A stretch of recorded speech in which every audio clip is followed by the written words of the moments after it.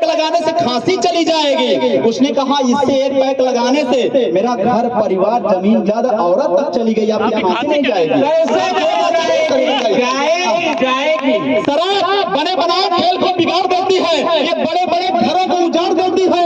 जो गढ़ते हैं बोतलों के नाम पे अपना झंडा, ये उनकी जिंदगी का डंडा उखाड़ देती है। इसलिए आपको प्रण करो, शराब बहुत खराब, आओ हम सब मिलकर इसे खत्म करें।